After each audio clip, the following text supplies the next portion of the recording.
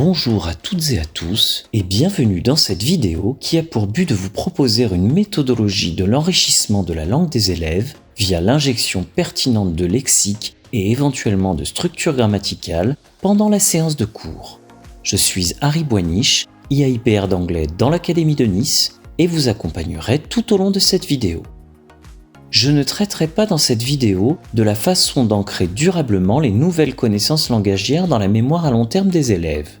Si ce sujet vous intéresse, je vous engage à consulter l'intervention de Heather Hilton, chercheuse en didactique des langues, lors de la conférence de consensus du CNESCO organisée en 2019 sur les langues vivantes étrangères, dont vous pourrez retrouver le support de présentation visuelle en flashant le QR code affiché à l'écran ou en cliquant sur le lien disponible dans la description de la vidéo. Vous pourrez, en outre, retrouver des éléments de cette présentation ainsi que d'autres dévolus au calibrage de la langue injectée par rapport au niveau des élèves dans la vidéo que j'avais réalisée à propos de l'entraînement aux compétences évaluées par le test EVALangue 3e en flashant le second QR code ou comme de coutume en suivant le lien en description. Il s'agira ici davantage de se concentrer sur la façon la plus pertinente d'injecter de nouveaux éléments langagiers pendant la séance. Pour ce faire, il sera utile de jauger de la manière d'enrichir la langue au cours d'une séance selon des critères de pertinence que nous allons maintenant déterminer ensemble. Un enrichissement langagier réussi satisfera ainsi à toutes ces conditions. Le premier critère, qui apparaît somme toute évident, est la présence même d'un enrichissement langagier au cours de la séance examinée. Il ne suffit pas cependant que le professeur ait injecté un quelconque élément langagier dans une séance pour que cet enrichissement ait une quelconque portée auprès des élèves. Il sera, en conséquence, important de veiller à ce que cet enrichissement se produise alors qu'a été créée chez eux la nécessité d'utiliser l'item langagier proposé. En effet, le besoin de communiquer relève de la motivation intrinsèque, ressort puissant d'adhésion et d'attention chez les élèves, qu'il est judicieux de mettre à profit dès que possible. Si la création chez les élèves d'un besoin de communiquer doit donner lieu à une injection de langue nouvelle pour y répondre, il paraît évident que les items injectés doivent se rapprocher et être au plus près des productions des élèves, dans le but de répondre à cette nécessité avec des éléments qui permettent la communication des concepts et idées présents dans leur esprit. Nous venons de le voir, l'enrichissement doit subvenir à un besoin de communication des élèves et doit se situer au plus près de ce qu'ils ont en tête afin de leur permettre de le verbaliser. Il sera également crucial que la situation dans laquelle la langue est injectée permette d'amorcer, pendant cette même séance, la mémorisation de ces nouveaux items langagiers. Enfin, dans le but de prolonger cette amorce de mémorisation, notamment à la maison, les nouveaux contenus langagiers injectés lors de la séance devront bien entendu figurer dans la trace écrite qui reste le témoignage unique des échanges et de la construction du sens en classe. Les moments propices à l'injection de contenus langagiers, qu'il s'agisse d'items lexicaux ou de structures grammaticales, sont détaillés dans l'une des vidéos que j'ai réalisées précédemment, intitulée « Élaborer la trace écrite » et disponible en flashant le QR code affiché ou via le lien en description. J'y explique l'enchaînement de plusieurs cycles de repérage donnant lieu à des hypothèses qui seront reformulées avec profit grâce à l'injection de langues nouvelles, injection de lexique et éventuellement de grammaire. Les phrases ainsi produites seront, dès leur énonciation, répétées de multiples fois par divers élèves et constitueront une trace écrite qui pourra être revue à la suite du cours. Concentrons-nous désormais sur les implications sur ce déroulé d'un enrichissement langagier réussi. Il est tout d'abord important que l'enchaînement des repérages et l'émission des hypothèses afférentes se déroulent dans un ordre défini, pensé en amont par l'enseignant, dans le but de lui permettre de prévoir précisément les énoncés des élèves et donc de satisfaire aux critères de motivation de la communication, comme répondant à un besoin, et de proximité par rapport aux énoncés formulés par les élèves. L'injection de contenu langagier se fera via la reformulation des productions d'élèves, ce qui implique évidemment la satisfaction du critère d'existence d'un enrichissement, mais encore une fois, une grande proximité des énoncés enrichis avec les énoncés que les élèves peuvent proposer. la répétition des énoncés enrichis a pour but la mémorisation des contenus langagiers injectés, puisqu'ils ne sont pas connus des élèves et que l'on souhaite les fixer en mémoire à long terme. Cette étape du déroulé satisfait ainsi le critère d'une amorce de mémorisation cruciale.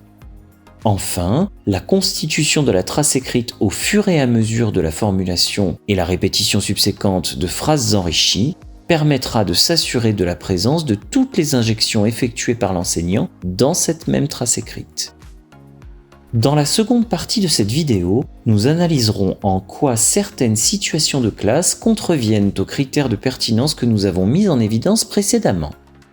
Pour ce faire, après une caractérisation rapide de la situation, nous envisagerons le ou les écueils potentiels qu'elle peut présenter et le ou les critères de pertinence qui sont niés.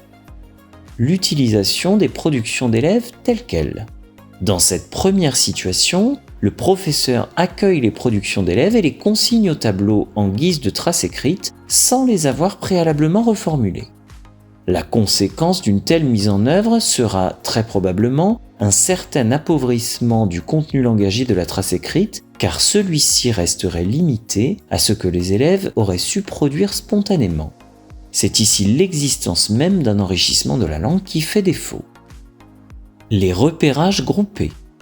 Dans cette autre situation, avant de lancer les élèves sur la compréhension du document, le professeur leur communique l'intégralité des repérages qu'ils devront opérer, puis les laisse libres de partager, dans n'importe quel ordre, le résultat de leurs investigations dans le document. Il me paraît d'abord important de préciser qu'une telle façon de procéder rend, pour les élèves, la méthodologie de la compréhension moins transférable, car elle ne favorise pas l'établissement de liens logiques entre les repérages, comme le ferait une sorte de visite guidée du document, repérage après repérage. Il est en outre, dans ce contexte, rapidement impossible pour le professeur de prévoir quelles seront exactement les productions des élèves, et donc de planifier des injections au plus proche de celles-ci. On s'écarterait donc, dans cette situation, du critère de proximité des énoncés enrichis avec ceux des élèves. La contrainte d'utilisation de lexique ou d'une structure. Dans cette nouvelle situation, le professeur impose l'utilisation d'éléments lexicaux ou grammaticaux aux élèves a priori, en amont de la production de phrases dans lesquelles il souhaiterait les voir figurer. Il revient ainsi aux élèves de formuler des phrases contenant les items langagiers requis. La conséquence d'une telle situation est double. En imposant l'utilisation d'une structure ou d'éléments lexicaux, le professeur substitue une motivation extrinsèque, comme l'envie de le satisfaire ou bien la peur de donner une réponse considérée comme erronée, à la motivation intrinsèque, bien plus puissante, d'exprimer ce que l'on a à dire. Le bien fondé de l'injection langagière en question risque ainsi d'être moins bien perçu par les élèves si elle ne répond pas directement à un besoin qu'ils ont de communiquer. D'autre part, la langue que l'enseignant tente d'imposer ex nihilo ne correspond pas forcément aux idées que souhaiteraient exprimer les élèves, faisant courir le risque à ces injections d'apparaître hors sol, car en déficit de proximité avec les énoncés qu'ils auraient souhaité produire. L'enrichissement silencieux. Dans cette autre situation, si le professeur opère bien un enrichissement des productions d'élèves, il le fait sans le leur signaler, au moment où il consigne les phrases de trace écrite au tableau. L'écueil est ici d'ordre attentionnel.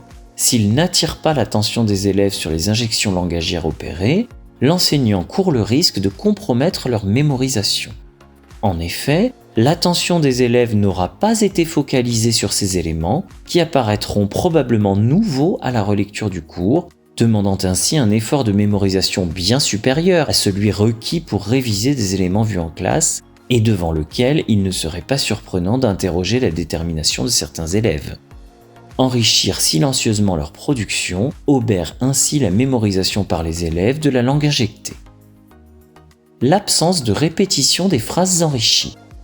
Cette situation diffère de la précédente puisque le professeur propose cette fois-ci un enrichissement explicite des productions d'élèves, mais ne prend cependant pas le temps de leur faire répéter les phrases de ce fait modifié. Cette présentation unique d'un contenu nouveau n'est pas propice à une rétention en mémoire à long terme. Comme précédemment, l'effort qu'un élève devra produire dans ce cas est de beaucoup supérieur à celui qui lui aurait été nécessaire à la suite d'une répétition soutenue des enrichissements, exposant des élèves moins motivés ou moins à l'aise à un oubli rapide des contenus. Encore une fois, c'est la mémorisation des contenus langagiers nouveaux qui est pénalisée. La constitution de la trace écrite en fin de cours. Dans cette dernière situation, le professeur propose des enrichissements pertinents des productions d'élèves à mesure que la séance se déroule. Il retarde toutefois la constitution de la trace écrite à proprement parler à la fin de la séance, en se fondant par exemple sur des notes prises à mesure au tableau. Outre la consommation de temps occasionnée par la nécessité de construire avec les élèves par 2 fois des phrases identiques ou similaires, il est fort probable que des enrichissements proposés au cours de la séance par l'enseignant soient oubliés lors de la constitution de la trace écrite en fin d'heure. Ainsi, il n'est pas certain que l'intégralité des enrichissements figure dans la trace écrite résultant de la séance, ce qui contrevient au dernier critère que nous avions énoncé plus tôt, et il est fort à parier que les injections ainsi laissées pour compte tomberont rapidement aux oubliettes pour certains élèves à tout le moins. J'espère que cette vidéo vous aura proposé une manière pertinente d'injecter des contenus langagiers, en ce qu'elle répond à des critères de pertinence simples mais essentiels, et vous évitera certains des écueils induits par des situations qui compromettraient le succès d'un enrichissement langagier au cours d'une séance. Afin de vous fournir une illustration pratique des principes que je vous ai exposés ici, je vous propose de flasher le QR code affiché à l'écran ou de suivre le lien disponible en description de la vidéo. Vous pourrez y trouver une proposition d'exploitation d'un document suggéré par un collègue formateur toulousain, au cours de laquelle les principes à l'œuvre dans cette vidéo sont fidèlement repris. Je vous en souhaite une lecture profitable et aurai plaisir à vous retrouver pour d'autres vidéos. Au revoir et à bientôt.